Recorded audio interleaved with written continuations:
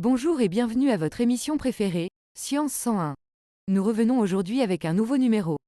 Zoom sur les biofilms.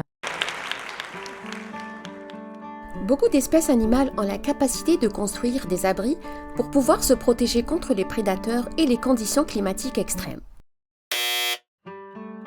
Figurez-vous que les bactéries ont aussi ce super pouvoir. Certaines, lorsque les conditions le permettent, peuvent former des structures tridimensionnelles connues sous le nom de biofilms. Ces biofilms peuvent être partout, dans les cours d'eau, dans notre salle de bain, sur notre peau et même sur nos dents. Dans ce micro-environnement, les cellules bactériennes se nourrissent, se reproduisent, entrent en compétition ou au contraire se serrent les coudes. Cependant, elles échangent avec le monde extérieur par des pores et des canaux microscopiques pour s'approvisionner en nourriture et éliminer leurs déchets.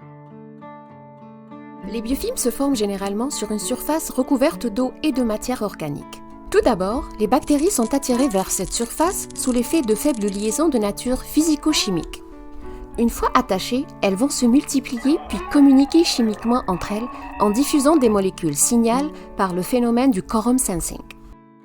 Grâce à ce langage spécial, les bactéries vont finalement se mettre d'accord pour s'attacher de façon irréversible à la surface en produisant une substance gélatineuse appelée la matrice extracellulaire. Celle-ci est essentiellement constituée d'eau, mais renferme aussi plusieurs autres molécules comme les sucres et les protéines. En plus de jouer le rôle de colle, cette matrice va envelopper les bactéries et leur servir de bouclier contre différents stress de l'environnement, tels que la température, les désinfectants ou les antibiotiques. Le biofilm continue de se développer. Cela peut prendre de quelques heures à plusieurs jours. Lorsqu'il atteint sa maturité, des bactéries seules ou en amas s'en détachent, en réponse encore une fois aux molécules signal, pour aller coloniser d'autres surfaces et reprendre le même cycle. La présence des biofilms est préoccupante dans le domaine clinique car elle peut causer des infections ou des maladies.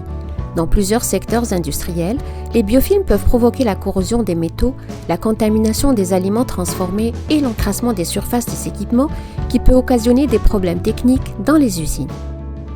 Néanmoins, il y a des cas où les biofilms peuvent être utiles.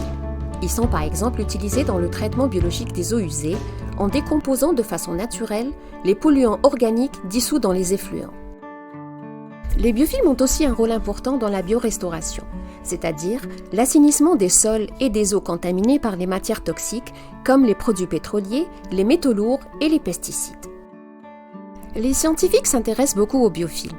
Au laboratoire, ils arrivent à les cultiver en utilisant des bactéries seules ou mélangées dans des dispositifs qui permettent leur croissance sur différentes surfaces dans des conditions stationnaires ou dynamiques.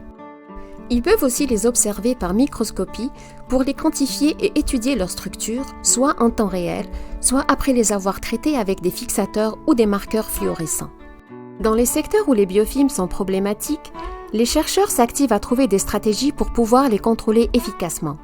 Pour cela, plusieurs pistes sont étudiées, comme l'utilisation des ultrasons, les rayons ultraviolets, les molécules antimicrobiennes chimiques ou naturelles, ou encore les bactériophages, ces virus mangeurs de bactéries. Des travaux de recherche visent aussi à modifier les propriétés des surfaces et à perturber le réseau de communication des bactéries pour les empêcher de s'attacher et former leurs biofilms. Qu'ils soient bénéfiques ou nuisibles, les biofilms demeurent des structures intrigantes. Ce mode de vie adopté par les bactéries représente encore un défi pour les scientifiques qui continuent le décryptage de cette coopération sociale à l'échelle microscopique. Ah, une dernière chose.